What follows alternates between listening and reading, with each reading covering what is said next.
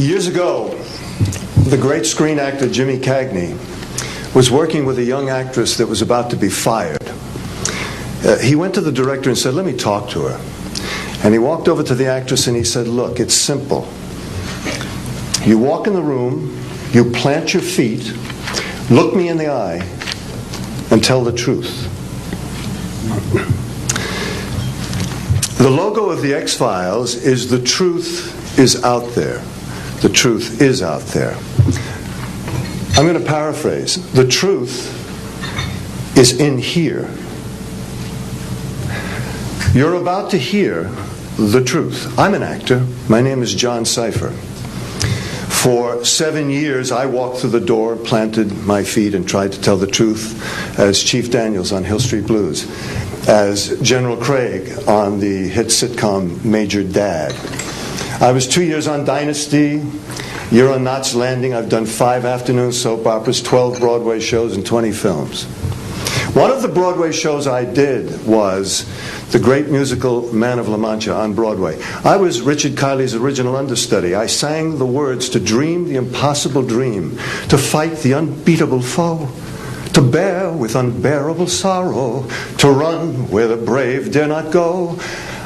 I'm here to introduce your host this morning, Dr. Steven Greer. He's a man who is running pell-mell where the brave dare not go. He was an emergency room physician. In fact, the director of emergency medicine at a major hospital in North Carolina. 3 years ago, he sat his wife and his 4 daughters down and said, "I've been doing this part-time, running after the truth, for 7 years now. Now I'm going to do it full-time." He walked away from all that money to pursue the truth. I always think of Hamlet's great line to Horatio, "There are more things between heaven and hell than are dreamed of in your philosophy, Horatio." I'm going to introduce a man who says, there are more things between heaven and hell than any of us have accepted. And I have the witnesses and the documents to prove it. Ladies and gentlemen, Dr. Steven Greer.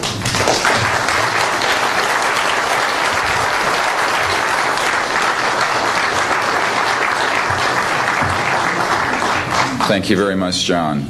Members of the press, the American public, and people of the world.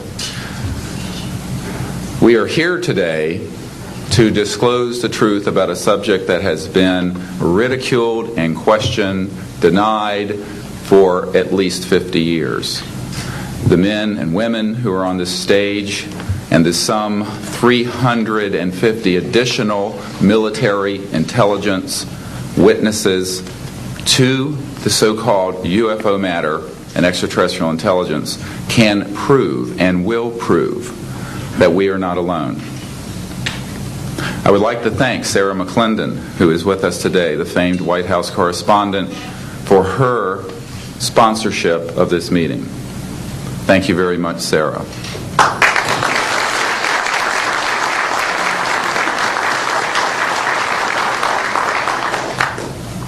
In 1993, a group of military advisors to this project and I met out in the countryside in Virginia.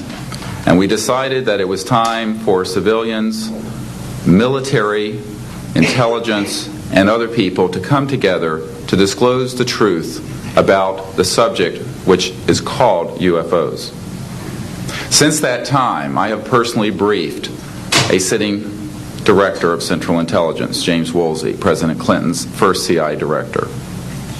I have personally briefed the head of the Defense Intelligence Agency, the head of Intelligence Joint Staff, members of the Senate Intelligence Committee, many members of Congress, members of the European leadership, the Japanese cabinet, and others.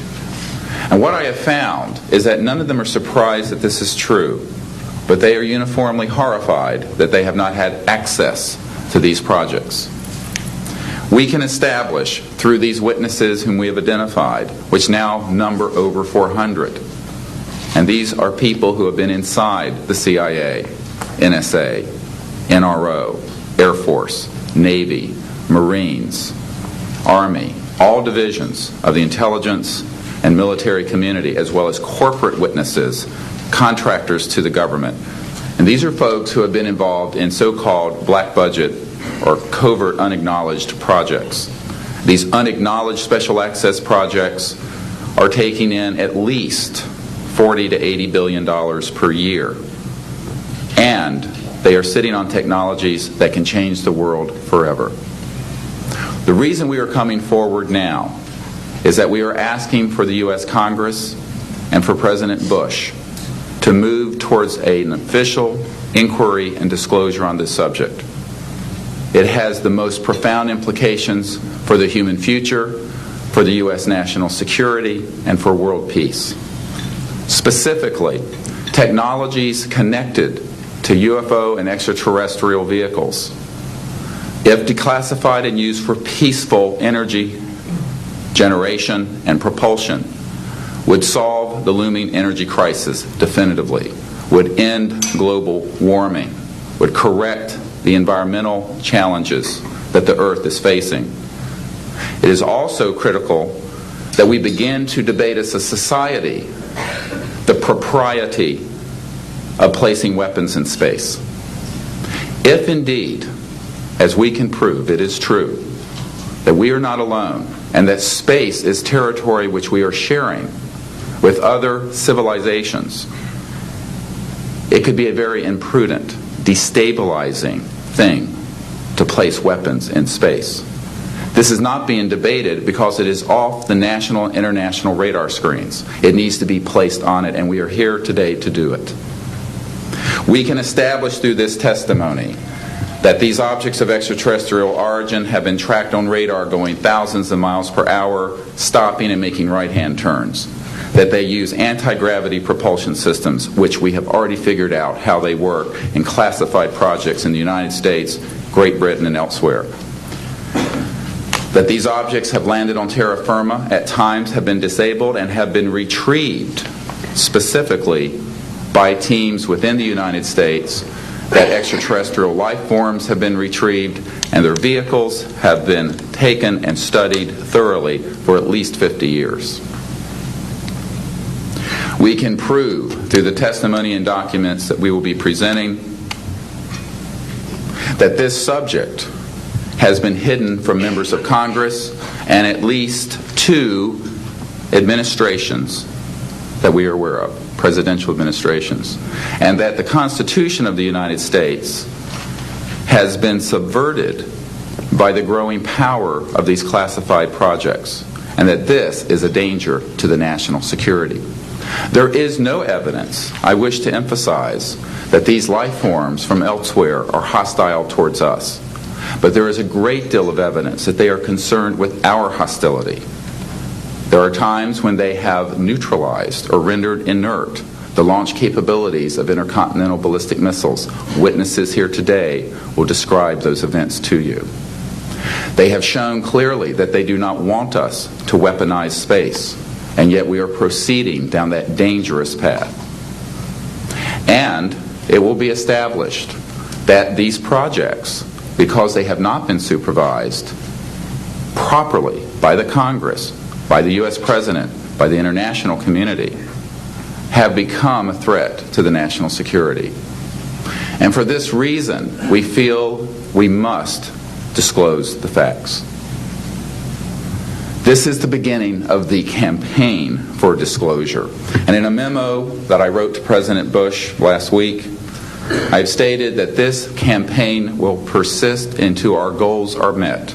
And they are as follows: that we have open, honest hearings on the subject in the U.S. Congress, that there be a permanent ban on the weaponization of space or the targeting of any objects of extraterrestrial origin, that there be a full and complete study of classified technologies connected to this subject to see how they could be properly declassified and applied for peaceful energy generation so that the world may get off of fossil fuels in enough time to prevent greater ecosystem damage, or war over the looming energy crisis, which is sure to sweep the Earth in the coming decade. This is a matter of the most pressing import. It has been ridiculed, yes. I know many in the media would like to talk about little green men. But in reality, the subject is laughed at because it is so serious. I have had grown men weep who are in the Pentagon, who are members of Congress, and who have said to me, what are we going to do? Here's what we will do. We will see that this matter is properly disclosed, and these courageous witnesses, the first 21 of over 100 that we have already interviewed on videotape, have stepped forward to speak the truth. Now, I expect people to be skeptical, but not irrationally so, because these men and women have come forward and they have their credentials, they can establish who they are, and they have been first-hand witnesses to some of the most important events in the history of the human race. As was pointed out to me by some of the men here, they were charged with handling the nuclear weapons of the United States. Their word was trusted on everything of great importance for the national security. We must trust their word now. As Monsignor Balducci said at the Vatican, in an interview I had with him recently, it is irrational not to accept the testimony of these witnesses. So please be skeptical, but that is not the same as prejudiced and closed-minded. This is a matter of great importance, and I ask the media, the scientific community, and the political community to look seriously at this matter and to do the right thing for humanity and for our children. We have available for the media and for members of Congress a nearly 500-page briefing document with transcripts from dozens of these top-secret witnesses. We have a 4-hour videotape summary. It's not a commercial product, I'll warn you, from this project of the 120 hours that we have in interviews so far. They've been boiled down to 4 hours, and it's available for the Congress to review and for the major media to review. We can establish that this subject is real and has tremendous significance for the human future.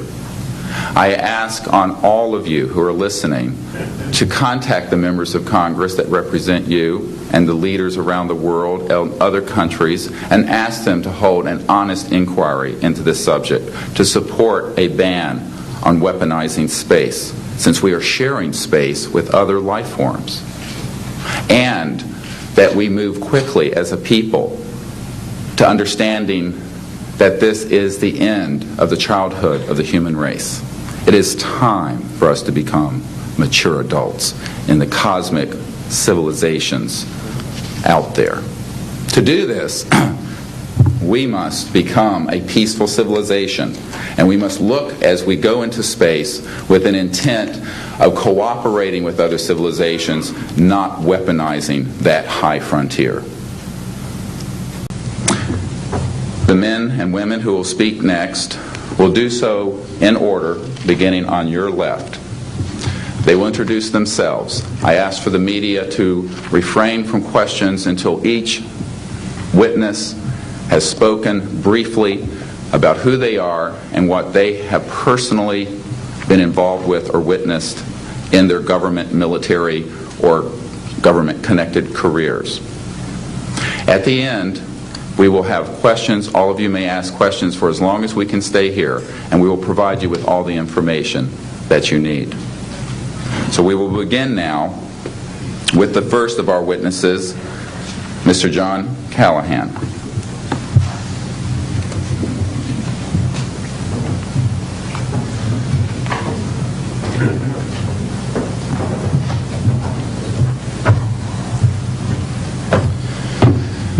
My name is John Callahan. I'm a retired FAA employee. I was the division manager for the Accidents Evaluation and Investigation Division in D.C. About 2 years before I retired, I received a call from Alaska region where the region wanted to know what to tell the media. When I questioned, tell the media what, he says about the UFO and It went downhill from there.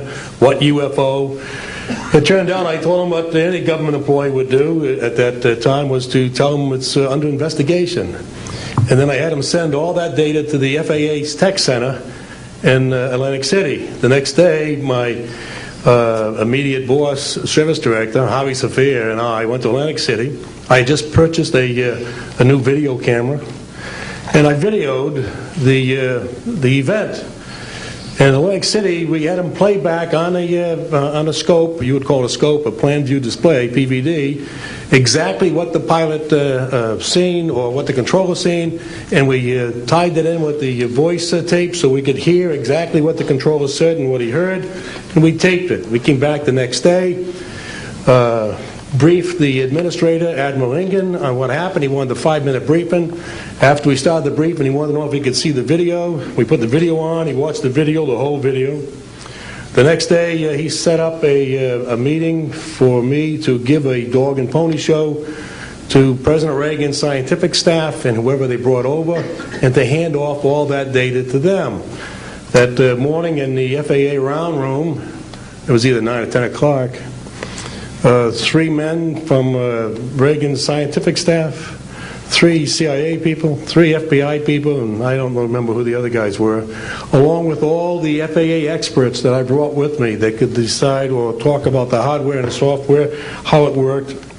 We put on a dog and pony show. We let them watch the video. We had all the data there. We had all the printouts that the computer put out. They got all excited over it. When it was all done, the CIA, one of the CIA men told the people they were now sworn to secrecy, that this meeting never happened and this event never happened. When I asked them why, I thought it was probably just a stealth bomber at the time. He says, well, this is the first time that we have recorded radar data on a UFO, and these guys are going to get all excited, drooling over all this data. I said, well, you're going to tell the public about it? And he says, no, we don't tell the public about this. It would panic the public. He says, we're going to go back and study this. I said, okay. It was what he was going to do. Now, I've told this story many times, and I get sometimes funny looks from people. I have with me the voice tapes of the controllers that were involved, the FAA original tapes. See, after we handed this stuff off to the President's staff, the FAA didn't know what to do with it. We don't separate UFOs from real traffic, so it's not our problem. Okay? I have a copy of the original of the video that we took, which is rather interesting. And once the thing was all over, the reports started coming into my office, but because it wasn't an FAA air traffic problem, the FAA's report ended up on a table in my office, and it stayed there until I retired, when one of the staffers packed up all my gear and helped it move to my house. Also, in a box I found just a few days ago in my 1992 tax return, I have the target printouts from the computer data, which, so if you wanted to or look at every target that was up there at the time, you can now reproduce this from this piece of paper here. And it's called the UFO Incident, Japan 1648, I believe the number was. It happened on November the 18th, 1986. I'm prepared to go to Congress, to swear before Congress that everything I've told you people and everything that is here is the truth. Thank you.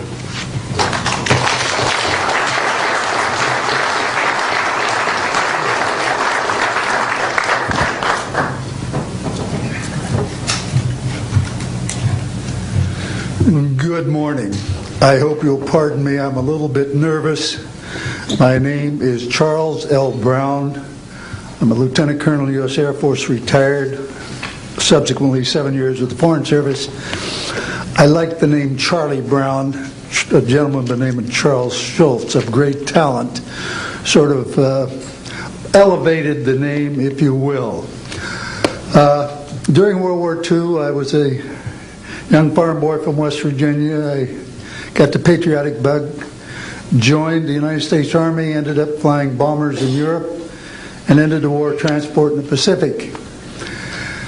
Finished college in the late summer of '49, recalled to active duty in the newly formed United States Air Force. I was assigned to an organization called Office of Special Investigations. The Air Force, as most of you know, was formed in 1947. OSI, as a central investigative agency for the Air Force, was formed, I think, in 1948. So everything was relatively new.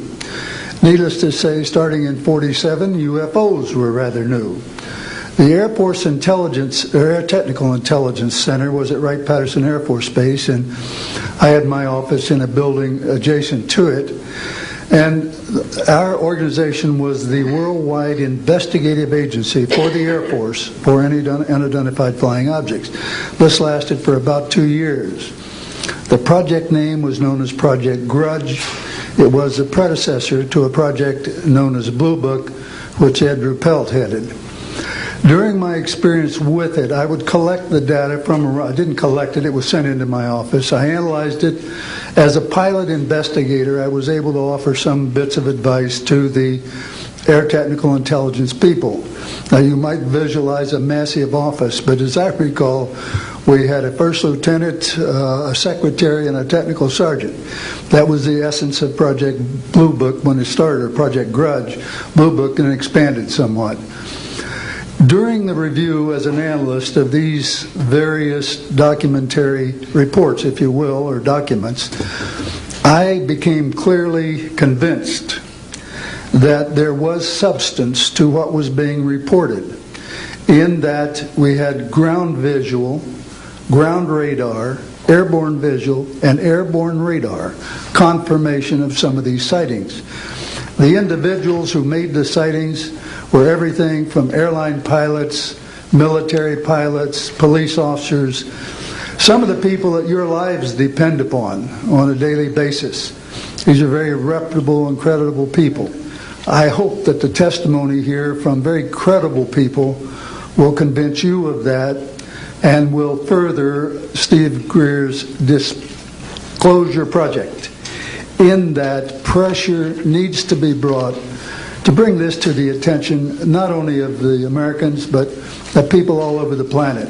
These vehicles have been seen and confirmed all over the planet. I am willing to sign a sworn statement or testify to my judgment and to what I have observed. Such things do exist.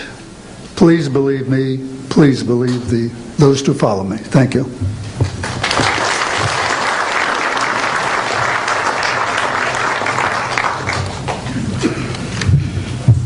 My name is Michael Smith. I was in the Air Force, a sergeant from 1967 to 1973. I was aircraft control and morning operator.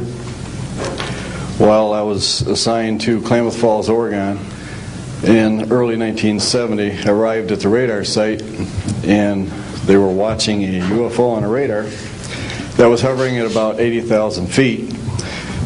It sat there for about 10 minutes and then slowly descended until it dropped off the radar. It was gone for about 5-10 minutes, and then instantly reappeared at 80,000 feet, stationary. The next sweep of the radar, it was 200 miles away, stationary. It hovered there for about 10 minutes and redid the whole cycle twice more. When I found out what you normally do when you see a UFO, I was told that you notify NORAD, you don't necessarily write anything down, and you keep it to yourself. It's a need-to-know basis only. And NORAD one night called me about later in the year to let me know as a heads up that there was a UFO coming up the California coastline. I asked them what I should do about this. They said, nothing, don't write it down, it's just a heads up. And then late 1972, while stationed at the 753rd Radar Squadron in Sault Ste. Marie, Michigan, I received a couple panicky calls from police officers who were chasing 3 UFOs from Mackinac Bridge up I-75. So I immediately checked the radar, confirmed that they were there, called NORAD, and they were concerned because they had 2 inbound B-52s going to Kinslow Air Force Base. So they diverted them because they didn't want any proximity to the two. And that night I answered many calls from the police department, sheriff's department and stuff. And my standard response was that there was nothing on radar. And I will testify to this under oath to a congressional hearing.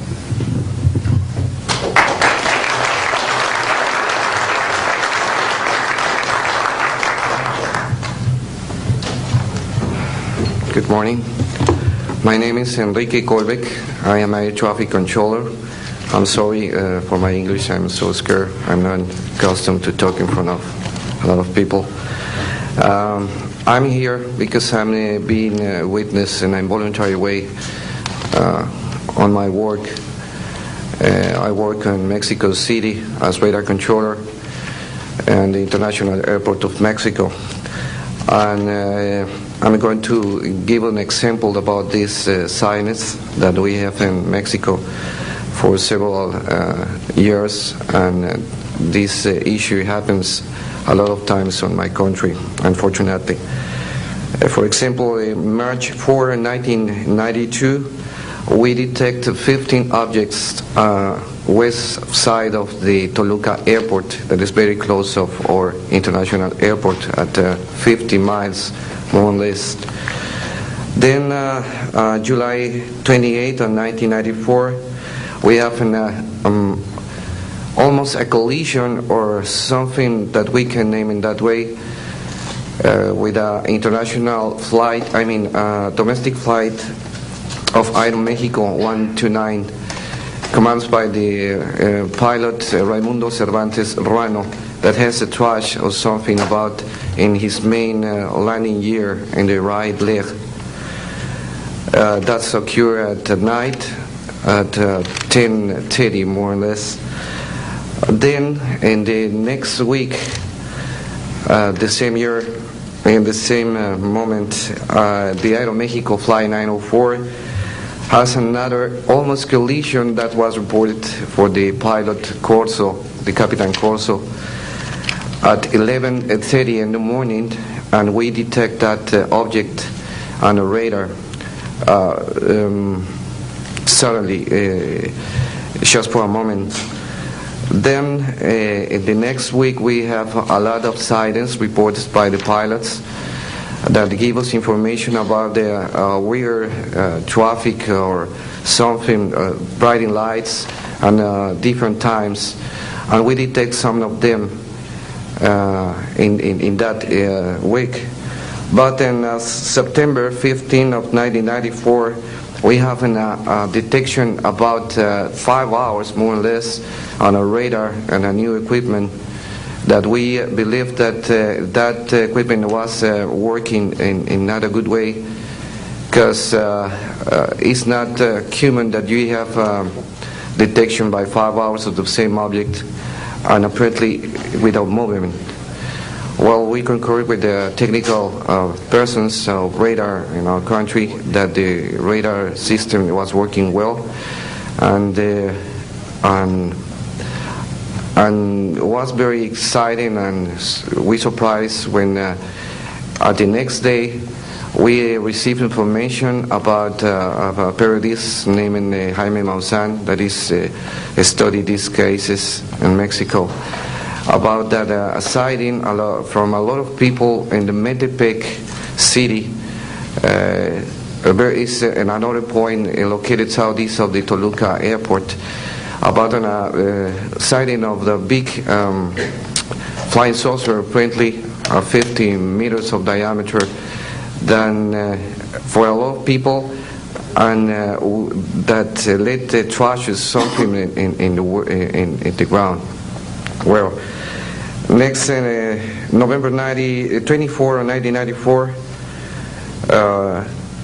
we have on service officially our new radar system, and after that moment we have information very exactly about of these sightings at the same time with the pilots and detections. That's why I'm here, because we consider in my country that this is very dangerous. We have a lot of more cases, but I don't want to use more time in this. But it's very important that the people and the world knows these events and consider that could be very dangerous for aeronautical situation, especially in my country. I don't know why in my country that's occur frequently, but the point is that happens, and we consider dangers, and we have only, unfortunately, one trash, but we don't want to have another more. Thank you very much, and I'm sorry for my English.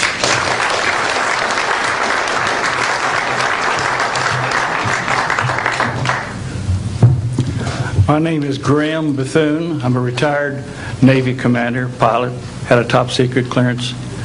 50 years ago, February the 10th, 1951, I was flying from Keflavik, Iceland to Argentia, Newfoundland. It was at night, it was dark. About 300 miles outside of Argentia, I saw a glow on the water, like approaching the city at night. As we approached this glow, it turned to a monstrous circle of white lights on the water. We watched this for a while. The lights went out. There was nothing on the water.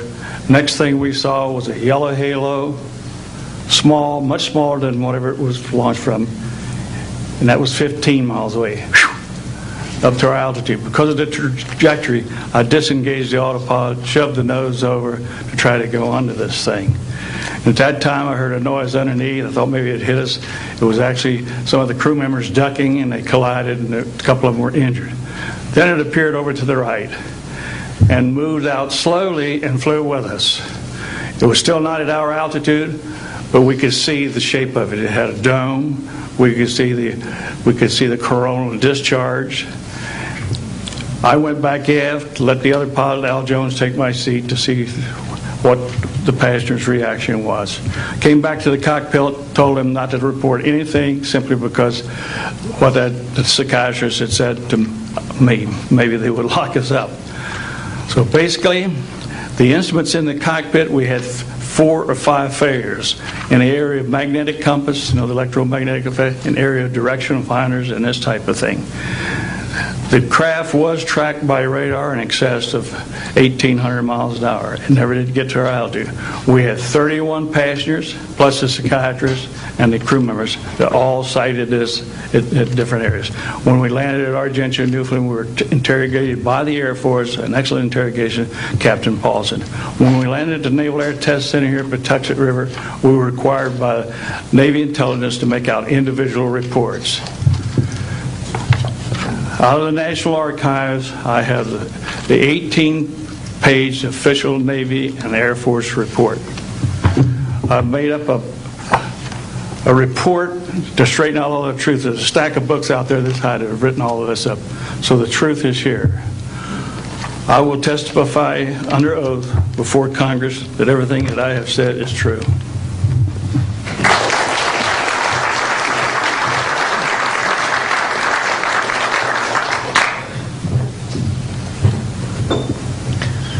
My name is Dan Willis. I was in the United States Navy. I held a top secret, crypto level 14, extra sensitive material handling security clearance. I worked in the code room at the Naval Communications Station in San Francisco. In 1969, I received a priority message from a ship near Alaska that was classified as secret. The ship reported emerging out of the ocean near port bow, a brightly glowing reddish-orange elliptical object, approximately 70 feet in diameter, emerged out of the water, shot into space, traveling at about 7,000 miles per hour. This was tracked on ship's radar and substantiated. Years later, I worked at the Naval Electronic Engineering Center in San Diego for 13 years. The co-worker who I worked with worked at the NORAD facility. When he first started working at the facility, he noticed objects going on the screens that track everything out in space and in the air, objects going off the scale, doing right-angle turns. When he inquired, his older supervisor advised him that, quote, it was just a visit from one of our little friends. I thought this was a little unusual. These statements are true and willing to testify under oath before Congress. Thank you.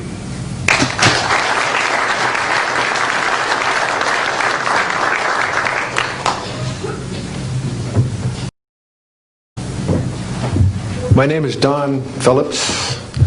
I was in the United States Air Force and had worked with certain intelligence agencies of the United States government. Prior to my Air Force, prior to joining the Air Force, I worked for the famous Lockheed Skunk Works. And I was working for them when I was attending college, and I worked for them in the capacity as a design engineer.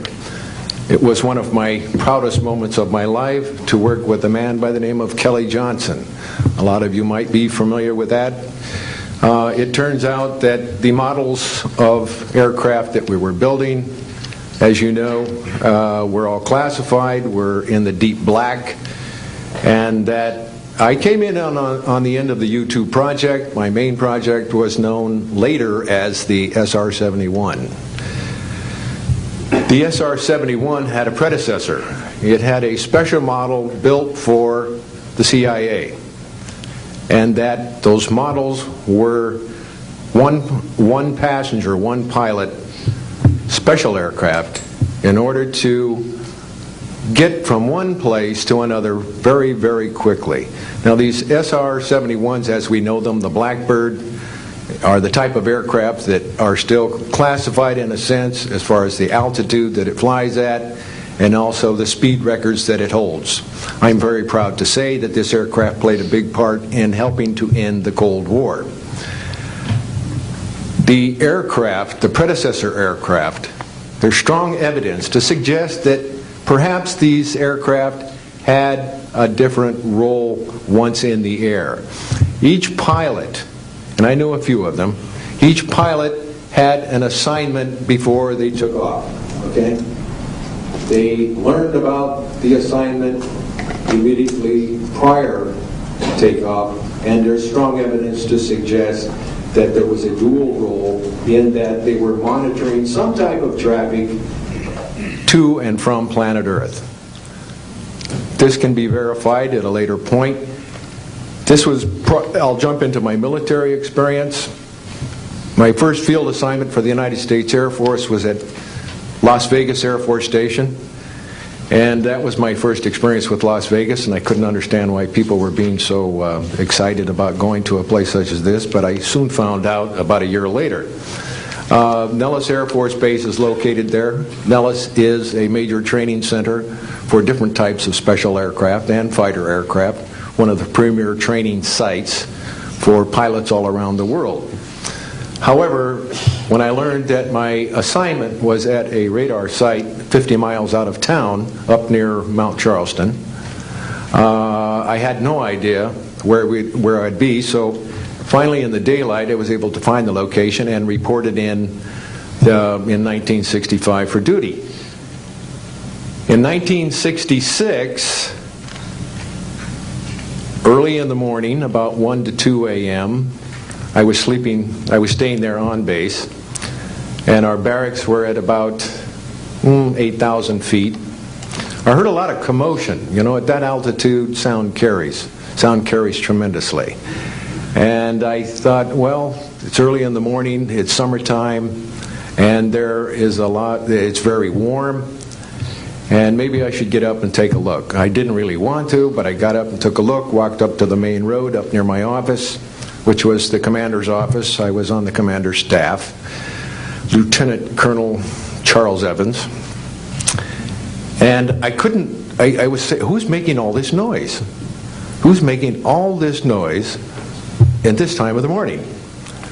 So when I got within about 50 yards of the 4 or 5 people that were standing there, one being the chief of security, they were looking up in the air, and I said, gee, their heads are all looking at the same direction. Well, I looked up to the west, northwest, and to my amazement, there were lights flashing around the sky, moving at anywhere from what seemed like 2,400 to about 3,800 miles per hour.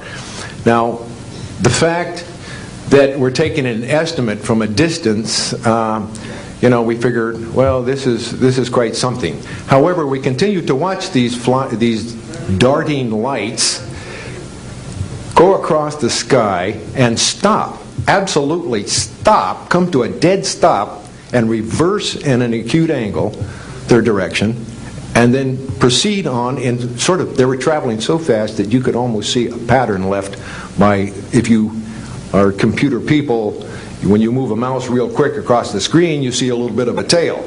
Well, that's exactly the way these 6 or 7 craft worked. After 5 minutes of watching these things, they all seemed to group up to the west-northwest. Okay? They started to come in on a circle. But what I would like to point out is that where they were putting on their display in the north-northwest sky, just directly east of that is what is known as Area 51. Area 51 is a AEC name, okay? Atomic Energy Commission. That was the old name for Atomic Energy Commission. We knew it as the Groom Lake Flight Test Facility in the Air Force. And it was where we tested our aircraft after we got the prototype made from the Skunk Works. So here are these, let's get back to the circle in the sky.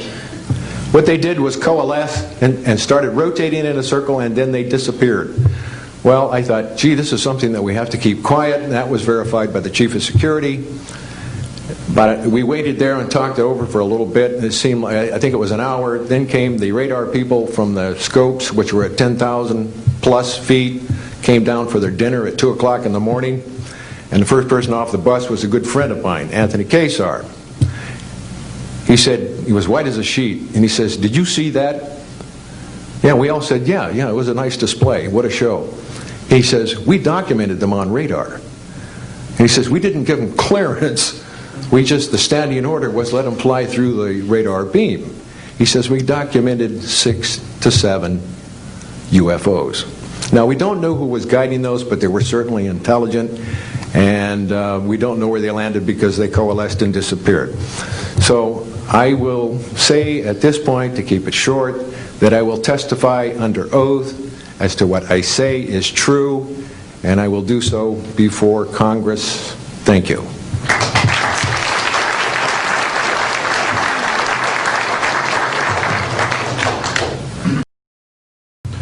My name is Robert Solis. Contrary to what it says on the card, I was not a lieutenant colonel in the Air Force. I was in the Air Force active duty after I graduated from the Air Force Academy in 1964 until 1971 and separated as a captain.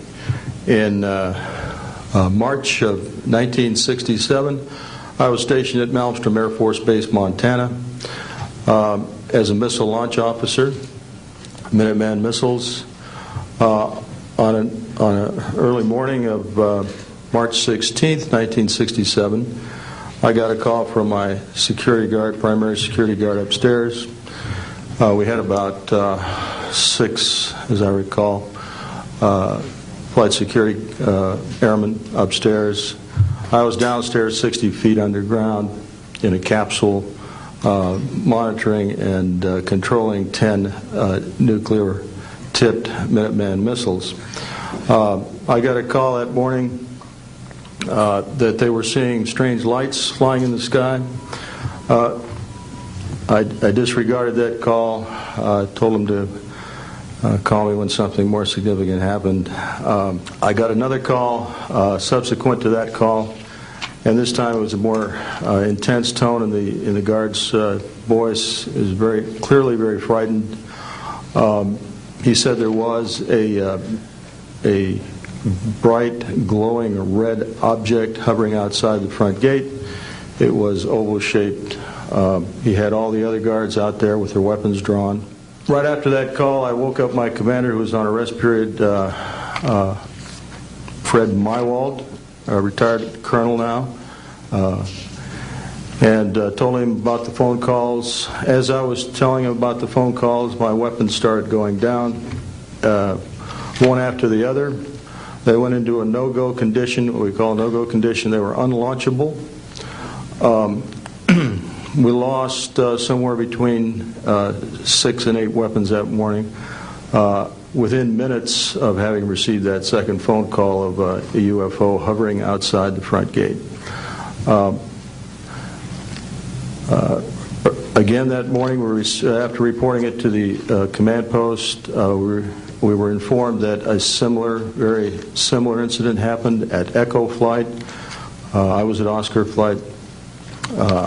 They lost all 10 of their weapons under similar circumstances, very similar circumstances, where UFOs were sighted over the launch facilities. They had maintenance crews and security crews out there that had spent the night, and they were reporting UFOs over those sites. And the commander of that flight was Eric Carlson. He also separated as a captain, and the deputy commander was Walt Fiegel, retired as a lieutenant colonel. We have those witnesses that I just mentioned, the names I just mentioned, have spoken of this event before, and they will back up this story. We also have documentation that I received through FOA requests from the Air Force outlining the Echo Flight incident, and including in that documentation a reference to UFOs. We have telexes covering this incident, and in one telex it says the fact that no apparent reason for the loss of 10 missiles can be readily identified is cause for grave concern to this headquarters. This was from SAC headquarters. So we've got those telexes. I've got about 12 witnesses that'll verify parts of this story, including of a man who investigated the incident afterwards for the Air Force, and you'll hear a little bit more about that from the next witness. And also another guard that witnessed a UFO in that same time period, and another officer who retired a full colonel who had other reports of UFOs. Ancillary to that, excuse me, I've got the complete report on a Minot, North Dakota incident. That was Minot Air Force Base, North Dakota, which happened in August of 1966. Very similar. UFOs sighted over missile silos, and also a UFO incident that was investigated by the Air Force immediately after our incident within a week. I'm willing to testify to the truth of all these matters that I've spoken about this in front of Congress under oath. Thank you.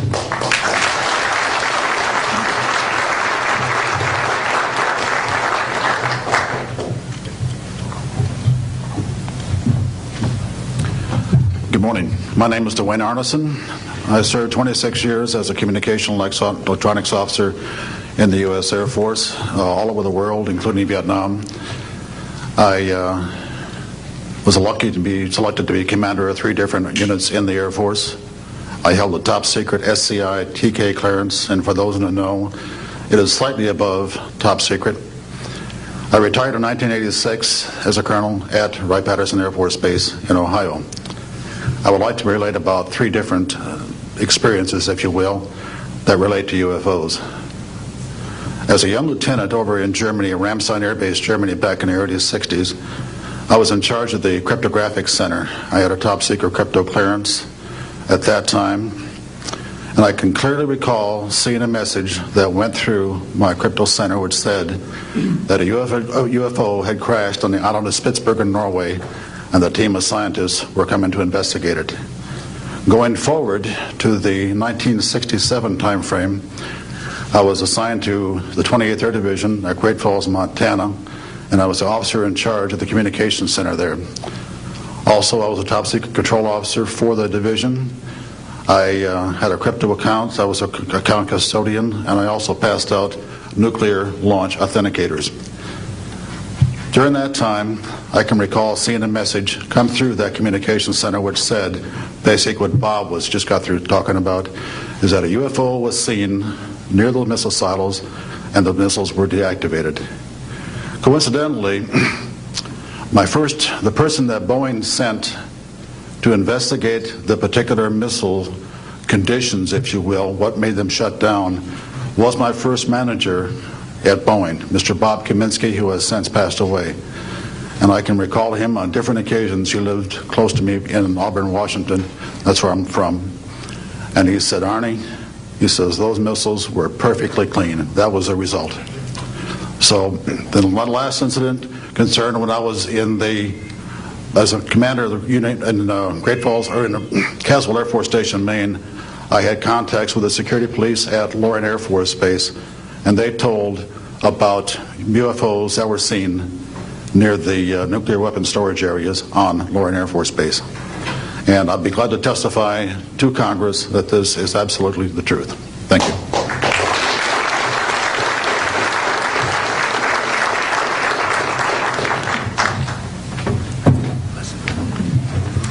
Good morning. My name is Harlan Bentley. During 1957 and 1959, I was a PFC in the United States Army, stationed north of Washington, D.C. on a Nike Ajax missile base close to Olney, Maryland. In May, this month of 1958, about 6 a.m., I heard a noise outside that sounded like a pulsating transformer. I sat up in my bunk. I looked out the window. I saw a craft heading for the ground and crashed. Pieces broke off of that craft, immediately took off again. So there's a lot more to that story, but I've got to speed this up. Now, the next night, I was on radar duty. I get a call from the Gaithersburg missile base. He says, hey, I got 12 to 15 UFOs outside, 50 to 100 feet above me. So I asked him, I said, what does it sound like? He took his head mic off, held it out the van window, and said, here.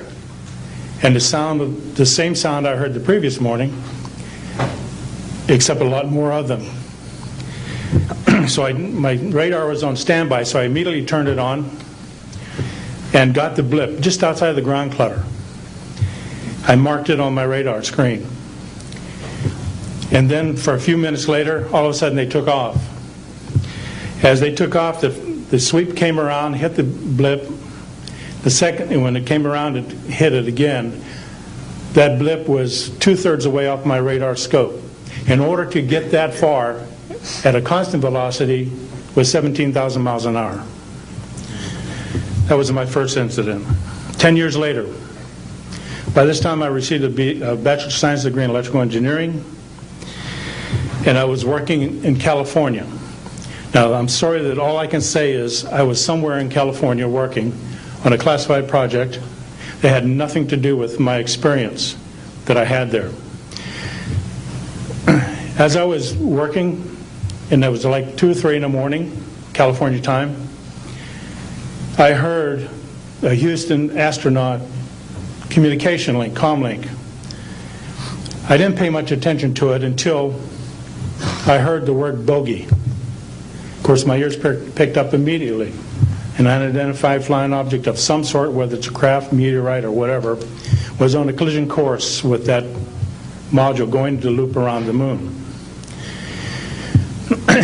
So basically, I listened for some time, and then I stopped and went back to work.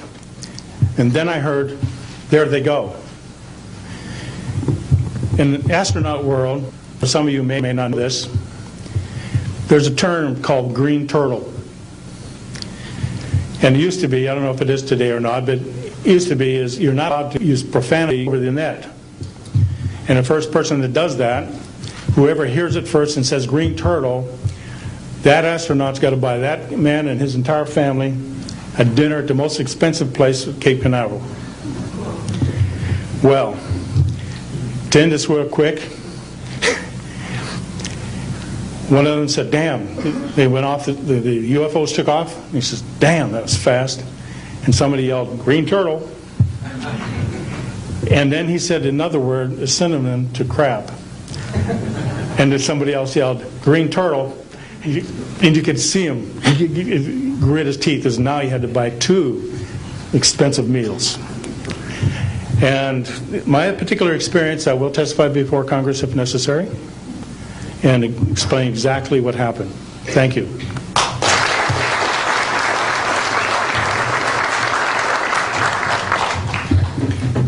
My name is John Maynard. I'm a retired Army. I retired as a Sergeant First Class. For my entire 21 years of service, I held a top secret clearance.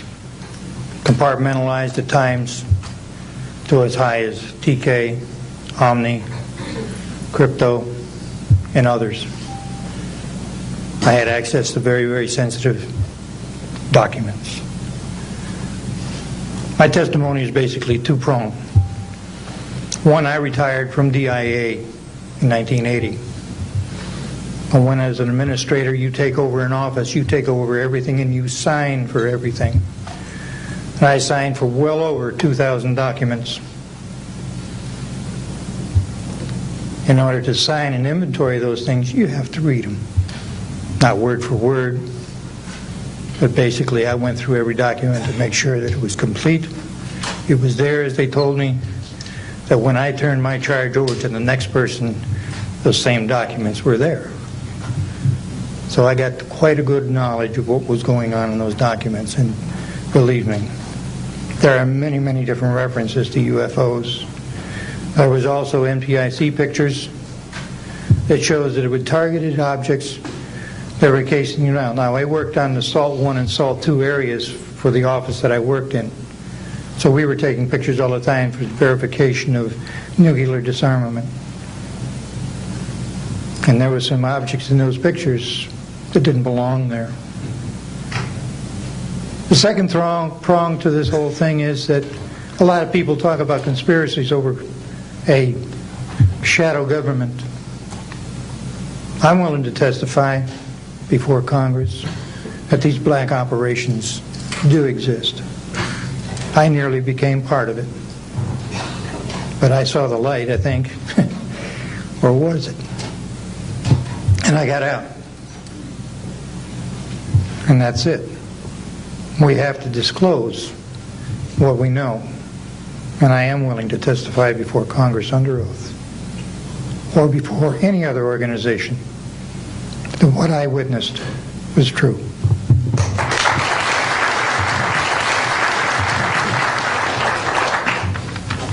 Good morning. My name is Carl Wolf, and I was a precision electronics photographic repairman with a top secret crypto clearance in the United States Air Force. I was stationed at Langley Air Force Base in Virginia. In 1965, in mid-1965, I was loaned to the Lunar Orbiter Project at NASA on Langley Field. Dr. Colley was in charge of that project. They had problems with a piece of electronic equipment that was bottlenecking their production of photographs. I went to the facility, and when I walked into the facility, there were scientists from all over the world. I was stunned, actually, to see people at a NASA project from all over the world. It didn't make any sense to me initially. I was taken into the laboratory where the equipment was malfunctioning. I couldn't repair it in the dark. I asked to have it removed. A Airman Second Class was in the dark room at that time. I was also an Airman Second Class. I was interested in how the whole process functioned, how the data got from the lunar orbiter to the laboratory. I asked the young man if he'd describe the process to me. He did. About 30 minutes into the process, he said to me, in a very distressed way, by the way, we've discovered a base on the backside of the moon. And then he proceeded to put photographs down in front of me, and clearly in these photographs were structures, mushroom-shaped buildings, spherical buildings, and towers. And at that point I was very concerned because I knew we were working on compartmentalized security. He had breached security, and I was actually frightened at that moment. And I did not question him any further. And a few moments later, someone did come into the room. I worked there for 3 more days, and I remember going home and naively thinking, I can't wait to hear about this on the evening news. And here it is, more than 30 years later, and I hope we hear about it tonight. And I will testify under oath before Congress that what I'm saying is the truth.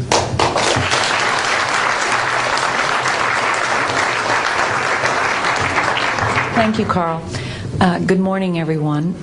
My name is Donna Hare, and I worked at Philco Ford Aerospace from 1967 to 1981.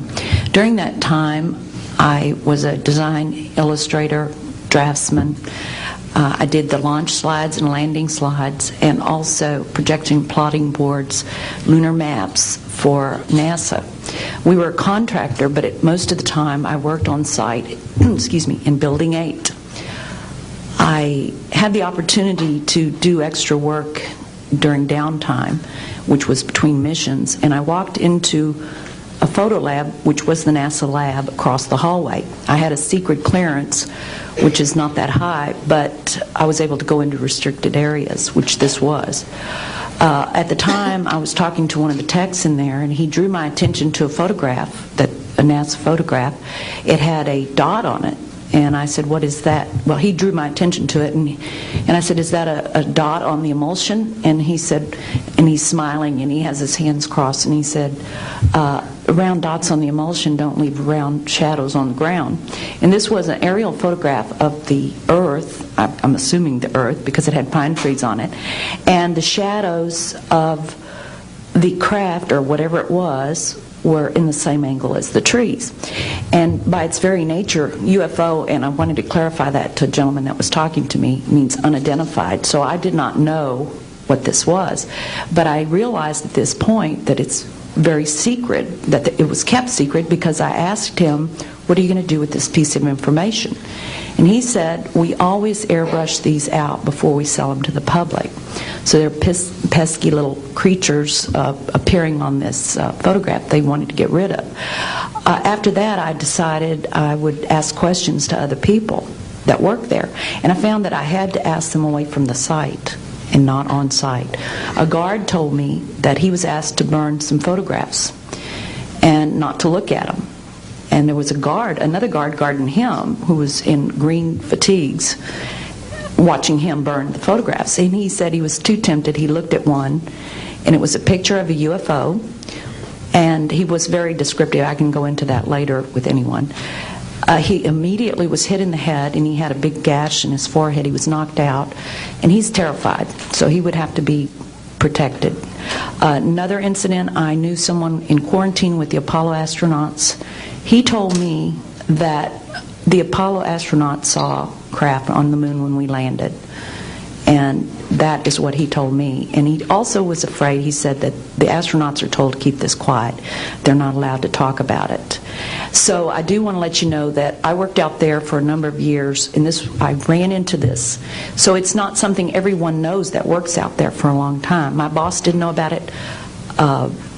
Some people that sat right next to me didn't know about it. It's very strange, because I don't know how they can do it, but they can let some people know about it and then others not. I'm willing to testify before Congress that what I'm saying is true, and thank you very much. Thank you.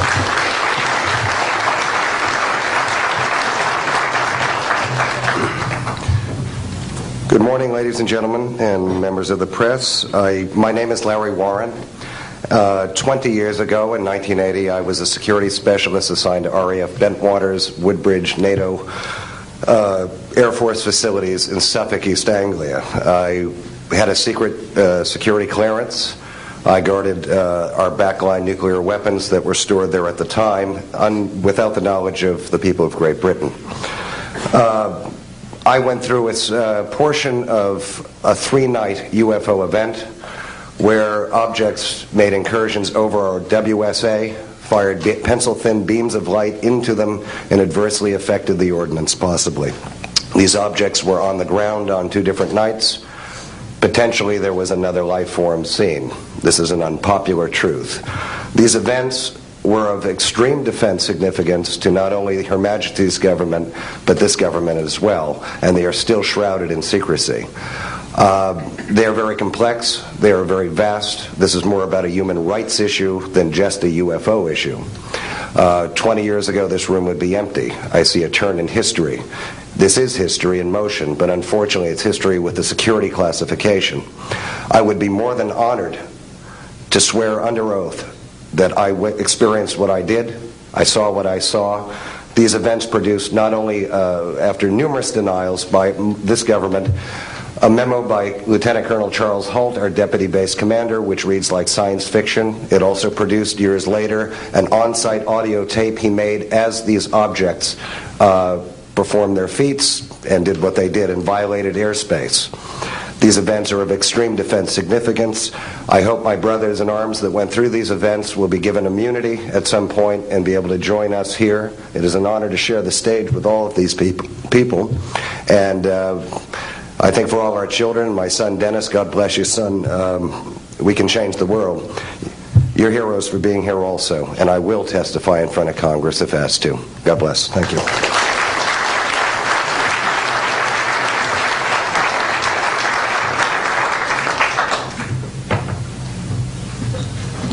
Hi, my name is George Filer III. The reason I'm here is because George Filer V is in the hangar and will be born on Friday. And I'm a retired intelligence officer and flyer with almost 5,000 hours, and I didn't believe in UFOs until London Control called us in the winter of 1962 and asked us, would we chase one? And we said, sure. So we let down from 30,000 feet to 1,000 feet where the UFO was hovering, and we went into a steep dive and actually exceeded the red line of the aircraft. So it's kind of dangerous chasing UFOs. In any case, I was able to get the UFO on the aircraft radar at about 40 miles, and we could see a light out in the distance, and as we closed, we kept on picking up this radar return. The point I'm mentioning that the radar return was very distinct and solid, indicating it was some kind of a metallic object.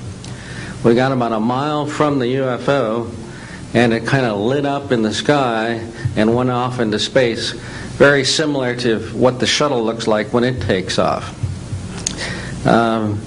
Later on, I was working in intelligence. In Vietnam, I briefed General Brown about UFOs. When I was in 21st Air Force, in McGuire Air Force Base, I briefed General Glau about a UFO over Tehran, Iran in 1976. That two F-4s from the Iranian Air Force had taken off and tried to intercept the UFO, and when they turned on their fire control systems, they immediately went off. All the electrical systems went out. The planes had to return to base. This was particularly significant because it was also picked up on satellites. In 1978, on January 18th, I was going into the base. Every morning I did the briefing to the general staff, and I noticed that there are some lights off in the distance at the end of the runway there. And when I got into the command post, the senior master sergeant in charge said that there had been UFOs in the pattern all night. They're on radar. The tower had seen them. They gotten aircraft reports and so on. And that one had landed or crashed at Fort Dix. Fort Dix and McGuire are right together. And this is kind of like the Roswell of the East. But in any case, an alien had come off the craft and had been shot by a military policeman, and apparently was wounded and was heading for McGuire. So for whatever reason, the aliens liked the Air Force better than the Army, perhaps because they're shooting at them. But in any case, our security police went out there and found him on the end of the runway dead. And they asked me to brief the general staff, General Tom Sadler, and at the 8 o'clock stand-up briefing. And I said, I don't think I want to do this. You know, the general doesn't have a good sense of humor, and I'm not sure I believe this. So I did some checking, called the 438th Command Post, and everybody had pretty much the same story. And at 8 o'clock that morning, just before I went on, was going to brief this, and I was very worried about it. They said, don't brief it, that it's too hot, so to speak. That's pretty much my story, and I'm prepared to tell the story in front of Congress, and it is the truth. Now, because of this, I've stayed interested in UFOs, and I'm the Eastern Director of the Mutual UFO Network. And between the National Reporting Center and Peter Davenport and the MUFON, we get 100 reports a week on average of people from all over the United States that see these things regularly. And if you start checking, they're out there and they're low, and people are seeing them all the time. And these are highly qualified people, all of whom essentially give us the reports by email. Thank you.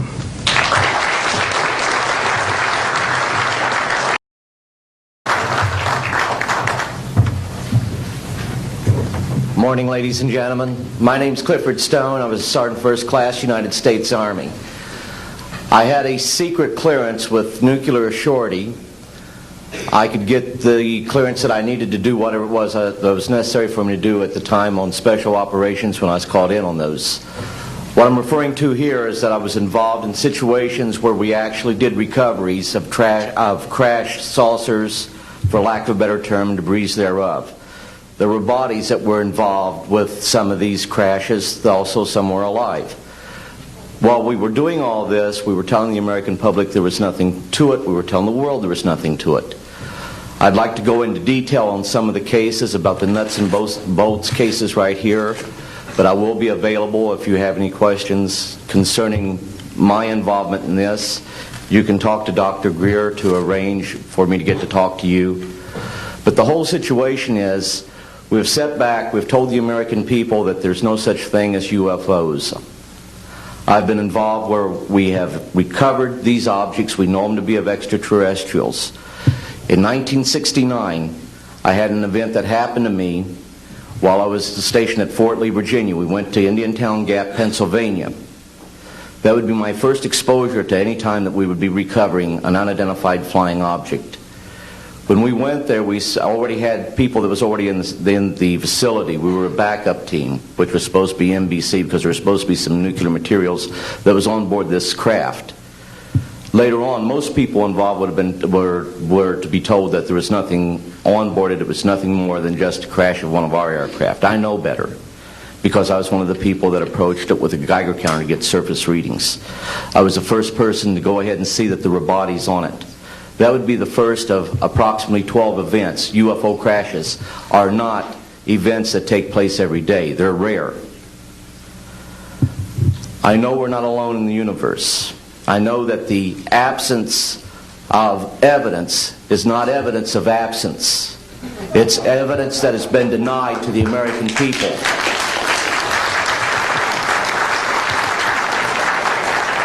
I stand before you today in my almighty God, and I tell you this. If Congress calls me in and says, will you testify in detail what you know, I stand here today prepared and ready to do just that. Governments must never lie to the people for no reason. Thank you.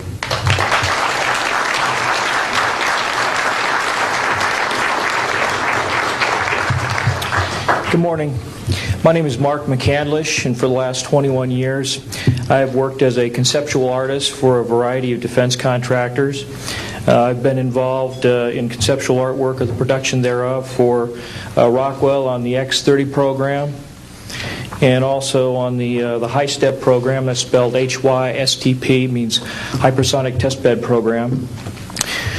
During the course of my career, I've twice had a secret security clearance. In 1967, while my father was stationed at Westover Air Force Base, the headquarters for 8th Air Force Strategic Air Command, I witnessed and watched through a telescope a UFO which hovered over a nuclear weapons storage facility for approximately 10 minutes and then departed with an acceleration approaching a bullet leaving a rifle barrel. In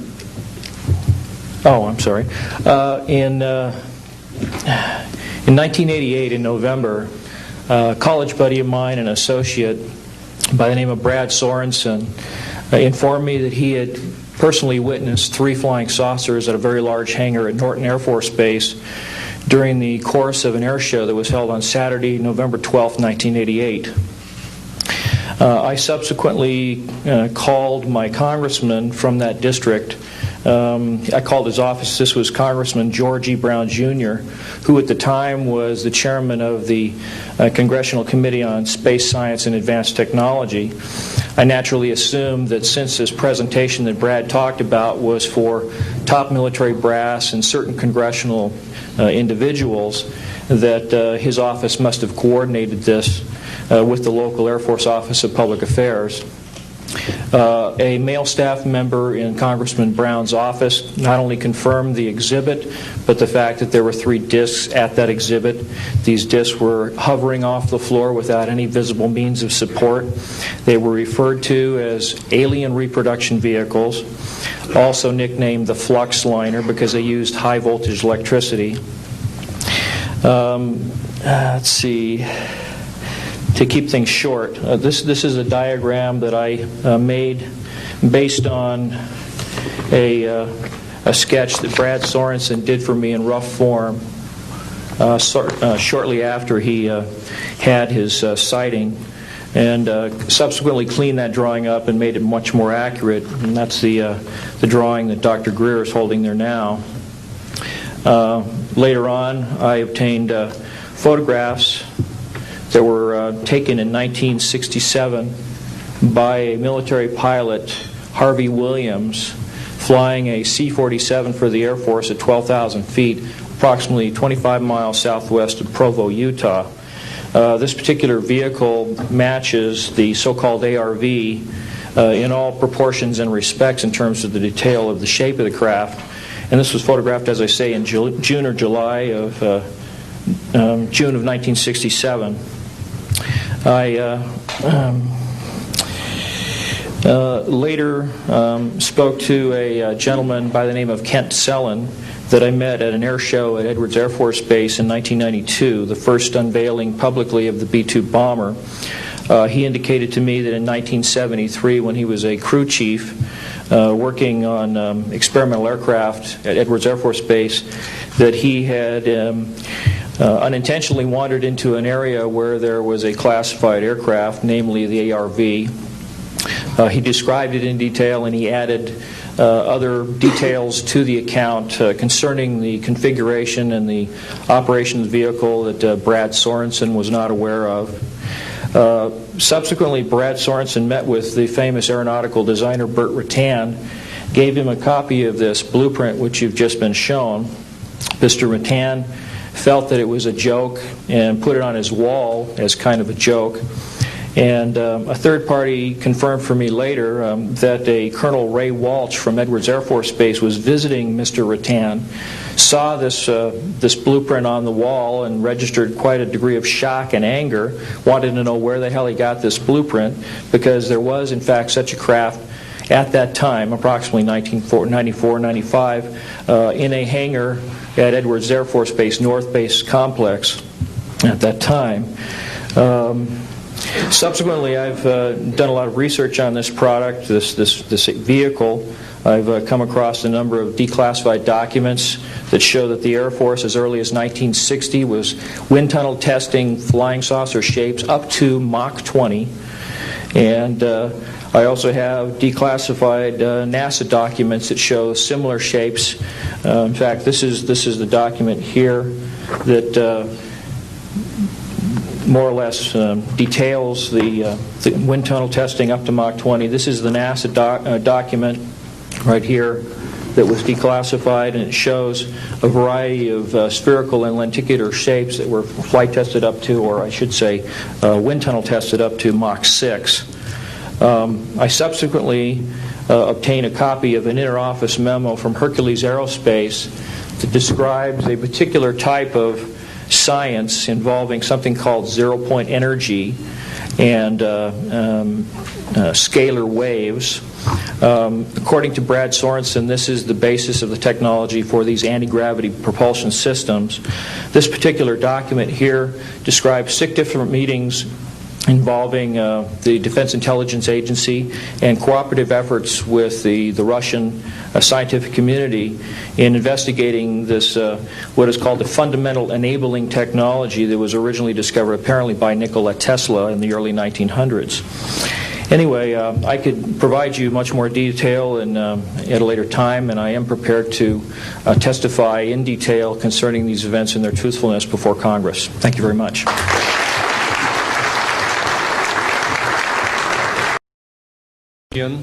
I'm an attorney and serving as general counsel to the Disclosure Project.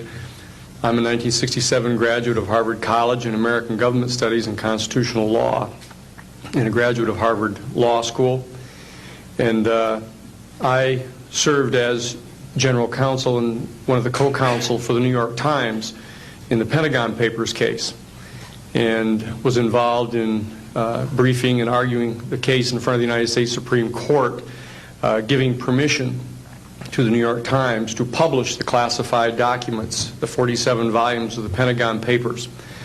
Subsequent to that time, I served as special counsel to the office of F. Lee Bailey as one of the trial counsels when we represented James McCord in the Watergate burglary, and got Mr.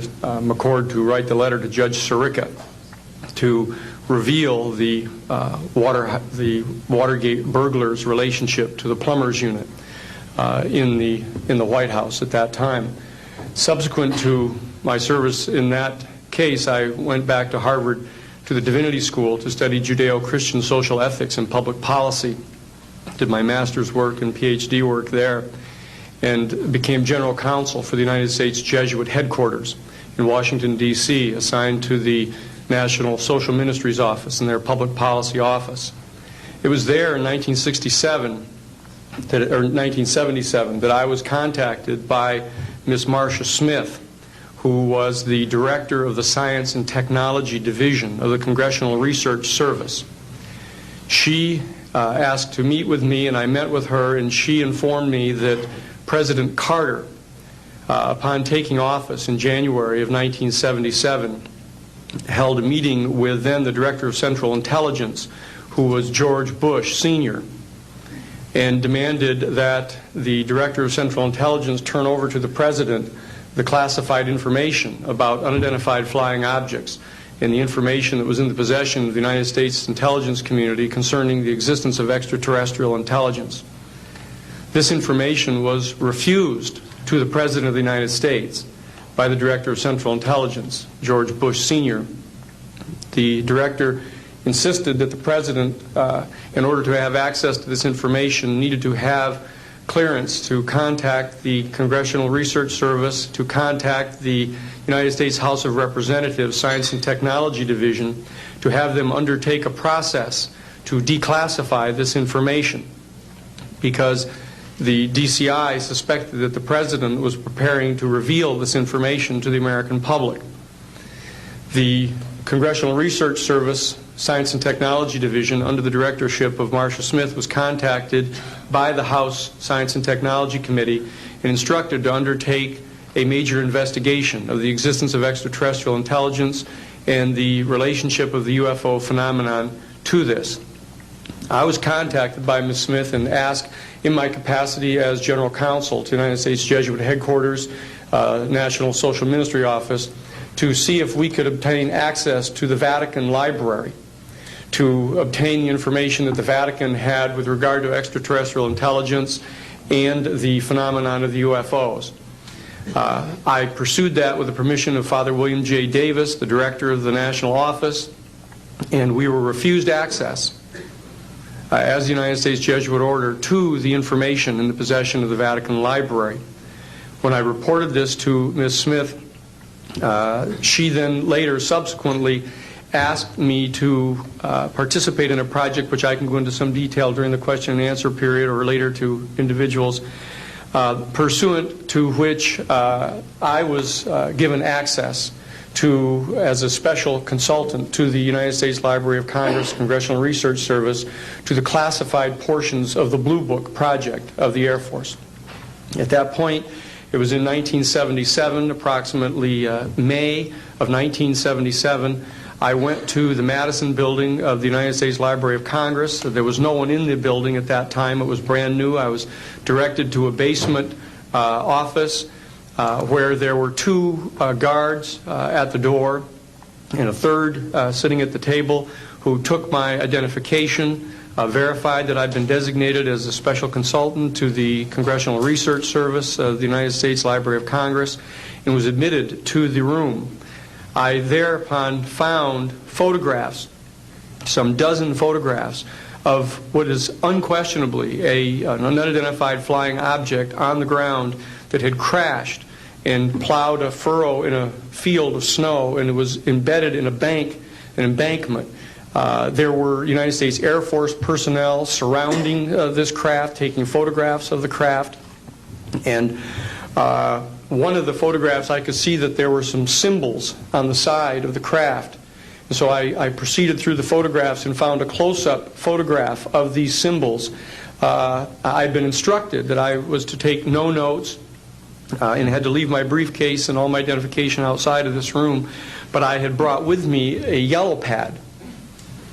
And so what I did is I opened up the yellow pad and refocused the overhead camera onto the same size as the cardboard backing of the yellow pad, and I physically traced the copies of the symbols on the side of this craft, closed the yellow pad back, put the microfiche back into the canister, reclosed the box that I had, and I said, it is time for me to leave.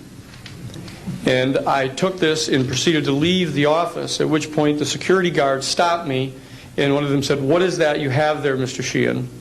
At which point I handed the yellow pad to him, and he flipped through all the yellow pages and never found the copy that I had. And so I took that with me and brought it to the United States Jesuit headquarters, had a meeting with the staff, with Father William J. Davis, reported this to them, was authorized at that time by the United States Jesuit headquarters to make a report to the National Council of Churches and to request that the entire 54 major religious denominations of our country undertake a major study of extraterrestrial intelligence, which they declined to do. I was subsequently asked to deliver a 3-hour closed-door seminar to the top 50 scientists of the Jet Propulsion Laboratory of SETI, the Search for Extraterrestrial Intelligence, which I did do in 1977. I'm more than happy to testify under oath to these details to the United States Congress, and would be happy to meet with any members of the press at that time. You may recall I also served as chief counsel to the Karen Silkwood case, in which we obtained the rulings in the Karen Silkwood case. I also served as chief counsel in the Iran-Contra case. It was the first one to testify before the United States Congress to the existence of the off-the-shelf enterprise of Richard Secord and Albert Hakim. I'll be more than happy to share the details of what I believe to be the relationship between this off-the-shelf enterprise and the secret government, which is concealing this information from the American public. And I am happy and proud to serve as general counsel to the Disclosure Project. Thank you very much.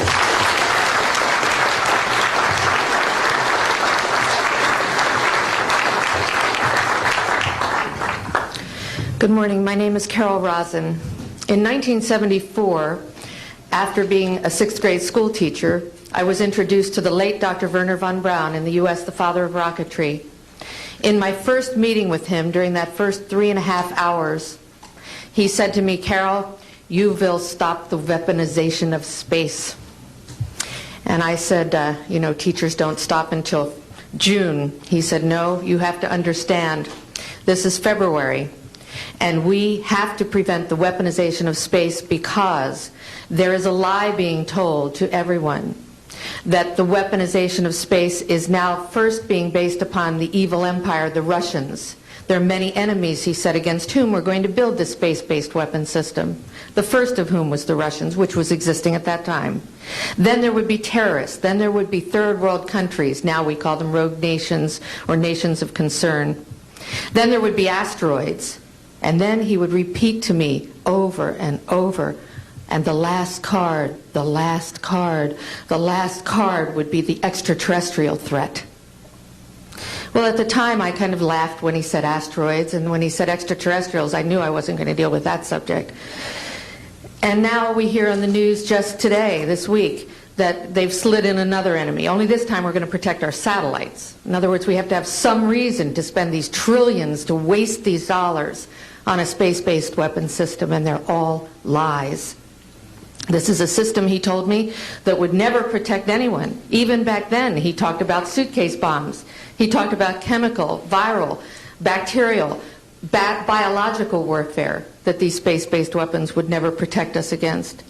And then he told me that, in fact, if you travel around the world, which I did after he died in 1977, I met with people in over 100 countries who were friends.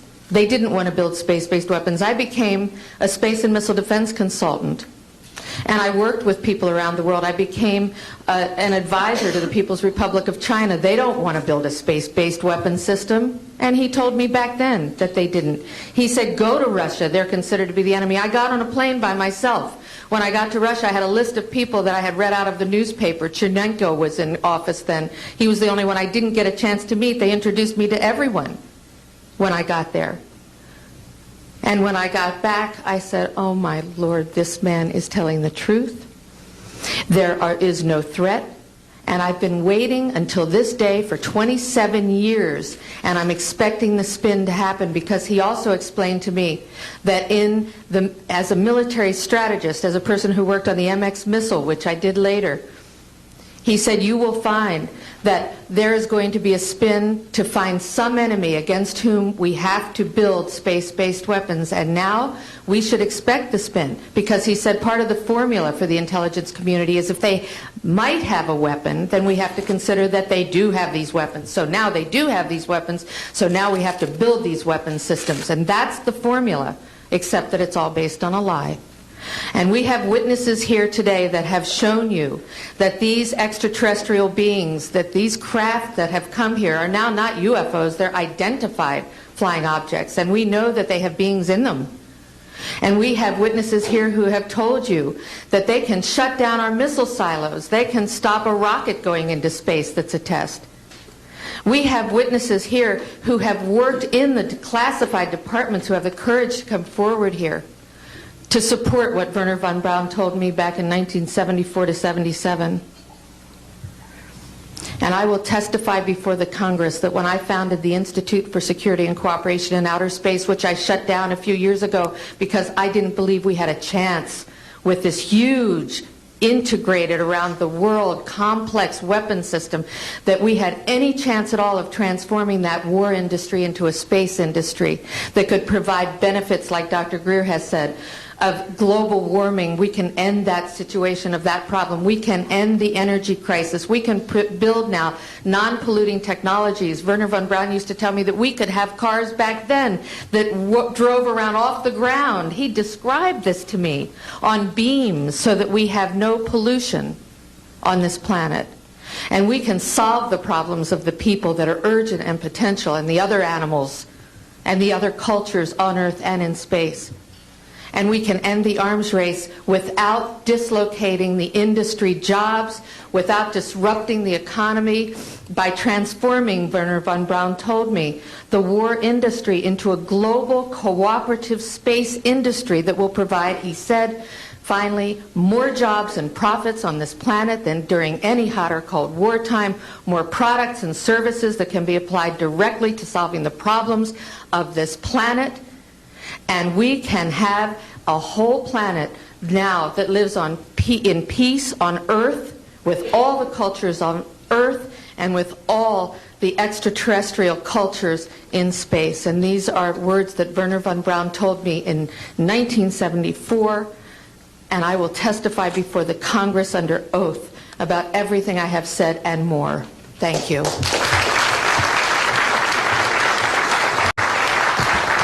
Thank you very much. I'd like to thank each of the witnesses and for your patience. We're running about 50 minutes late, and I do apologize for that. I want to emphasize that all of these witnesses each could speak for probably anywhere from 2 to 5 hours about what they have witnessed. We were trying to give you a snapshot.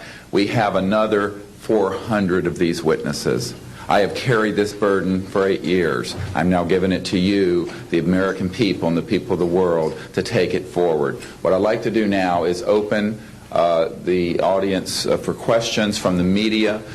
You may address them to me or to an individual witness as you deem appropriate. Yes, ma'am.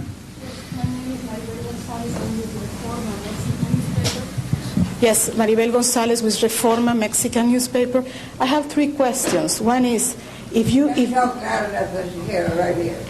Yes, I wanted to know if there are laws in this country that in some way allowed this kind of secrecy or not.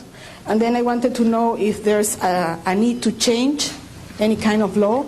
And the next one I wanted to ask you, if you may, is who is profiting from this secrecy that maintains in secret the solution to the energy crisis? I mean... Well, let me get to those, okay, quickly, because we are short on time. First of all, I think initially there was an appropriate national security apparatus in place in the 40s during the Truman and also Eisenhower years. By the late Eisenhower years, we have a testimony from Brigadier General Stephen Lubkin, still a practicing attorney, that by the late Eisenhower years that he had lost control of these projects primarily because of the compartmentalization into the military-industrial complex.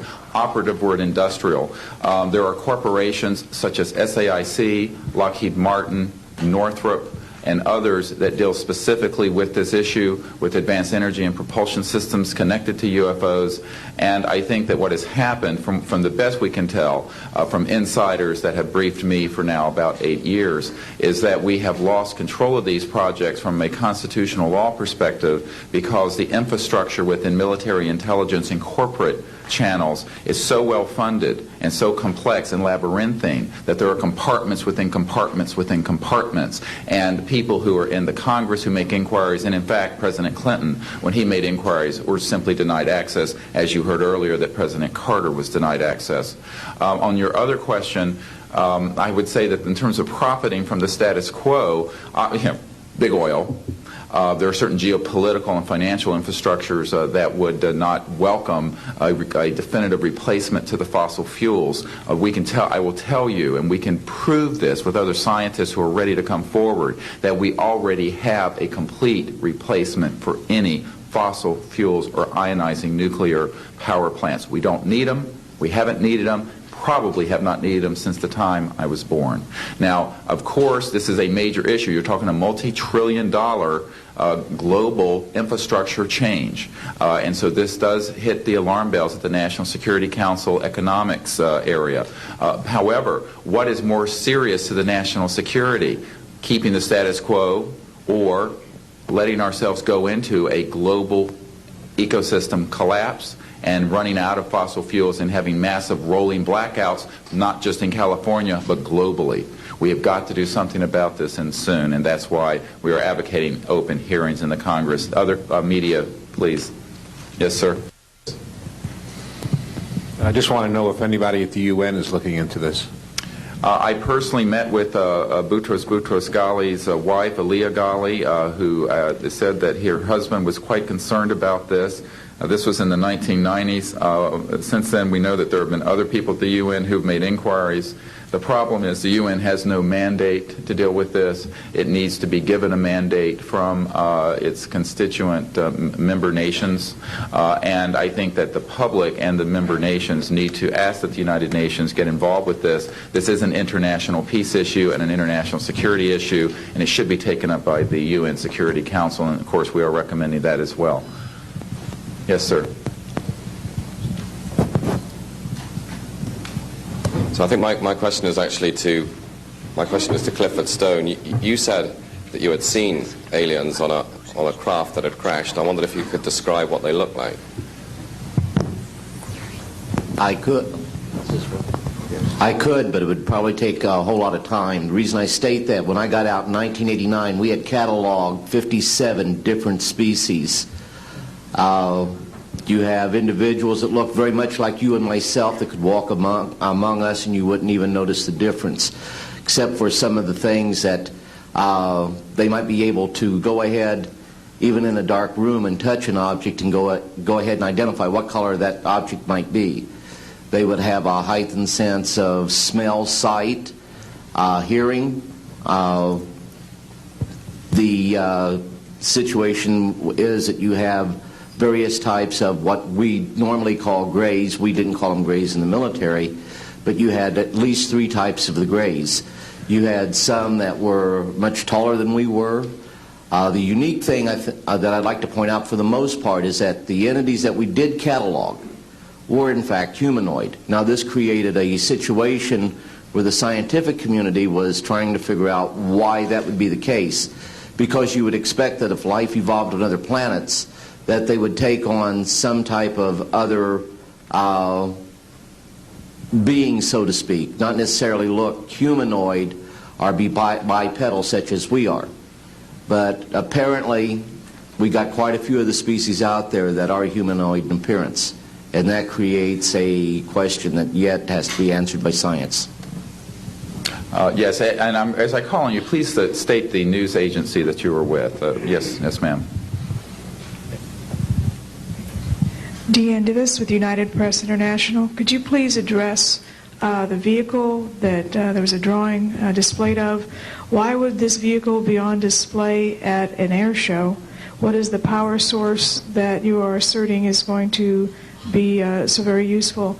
And how can you determine that this vehicle is not something that is being developed, by a government agency?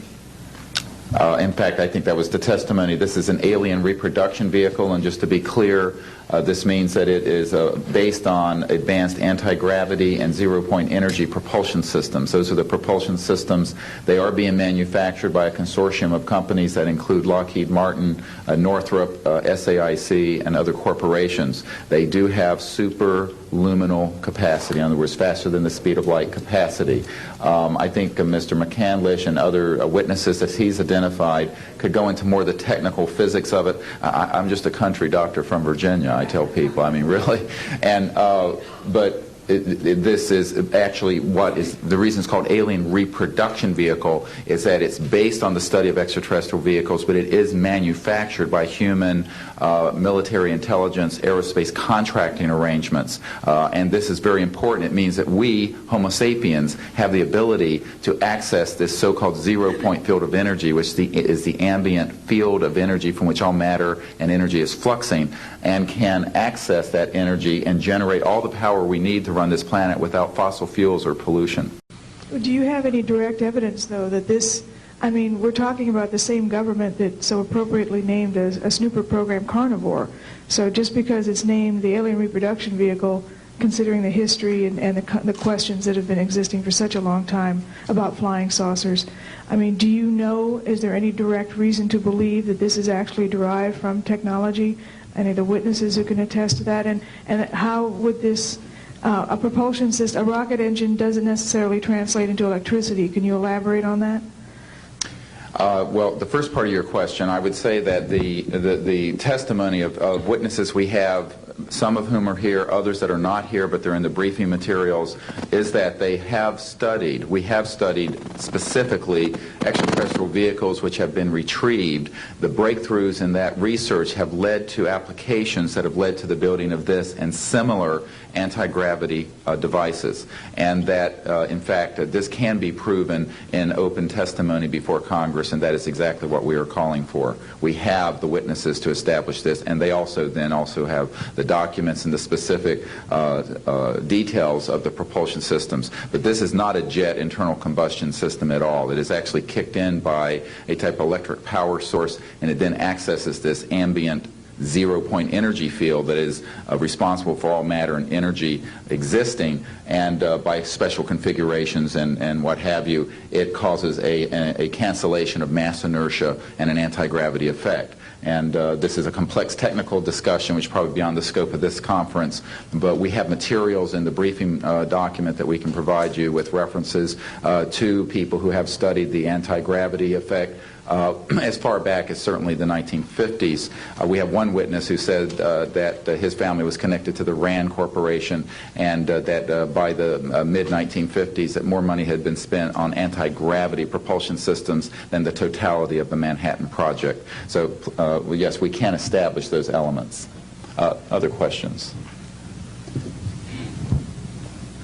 Thank you. My name is Murray Felsher. I publish a newsletter downstairs here called the Washington Remote Sensing Letter that deals with reconnaissance and surveillance of the Earth from space. My question is this. Since 1972, with the launch of Landsat 1, and now with the launch of commercial space imagery, there are some archived, I would say, upwards of 35 million photographs of the Earth from space, and not one of them has shown a flying saucer. Are you suggesting that these have been airbrushed out?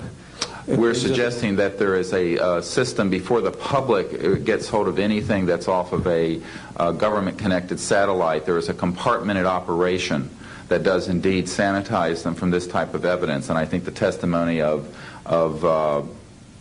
the gentleman who was with the Defense Intelligence Agency, Mr. Maynard, Ms. Hare, and others would substantiate that. We have other witnesses who have been involved in projects where such items have been sanitized out. It could also be that if you did a thorough search, you might find a few that slipped through. We obviously haven't had the research dollars to go through all the millions of images that are cataloged to look for them, but we do know there's been a very thorough sanitizing of this. And people should not be naive about the extent to which covert programs using billions of our tax dollars have been able to effectively hide this. This is one of the sort of myths of both the media and the public. It's sort of a Pollyanna myth that we live in a society where such things could not be done. In fact, they are done, and we can prove that they have been done. Discredit these entire proceedings here, and I'm wondering how your screening process went. Can you tell us a little bit about your satisfaction level with that? Well, I'm very satisfied that these are genuine and good people who are speaking truthfully. Out of the 400 people that I'm dealing with, not 20 times this number, have I been fooled? Yeah. I'm an emergency doctor. Let me say something. People come into the emergency department with flank pain, writhing on a stretcher. What have they got? A kidney stone, right? Yeah, well, some of them go into the bathroom, prick their finger, and squeeze blood into the water, the urine sample, to show that they have blood in their urine so they can get a narcotic injection. Now, have I been scammed as an emergency doctor who has I'm bright enough not to kind of know when I'm being scammed, but have I occasionally? Yeah. Is it possible? It's possible. Is it likely? No. And here's what's more important. You don't not treat or accept the testimony or the history of every patient that comes in with flank pain and assume that they're lying just because you've been scammed once or twice. This field, you make a very good point, is filled with hoaxes and scams and what have you. It doesn't mean, however, that all of it is. And in fact, what we're saying after 8 years of research, we have found the documents, the top secret witnesses, the insiders willing to testify under oath before Congress that this is true. Now, here's another key point. Some of the people who are in this witness pool, Mr. Sheehan, myself, and a couple of other attorneys, are members of state licensed professions. And what that means is that if we are perpetrating a hoax, we will lose our license to practice medicine. We will lose our license to practice law because we'll be perpetrating a hoax upon the public. So what I would say to you is that the group of people before you are very credible, and the others whom we have identified are. We are not the CIA. We have not been able to do a $50,000 background check on each person. I'll give you that caveat. But we have done very serious interviews and vetting. And by the way, these people have presented their DD-214s, their defense forms, other documentation that show the two DD-214s and others that show that they were in the military at a certain place and a certain time. So we're very comfortable that, in fact, that the weight of the testimony will carry the day here and that this is real. I had an insight, and it relates to your question. There have been tens of thousands of sightings and experiences from all over the world. Only one needs to be true. Because if only one of them is true, then the entire case, the non-reality of these sightings, falls apart.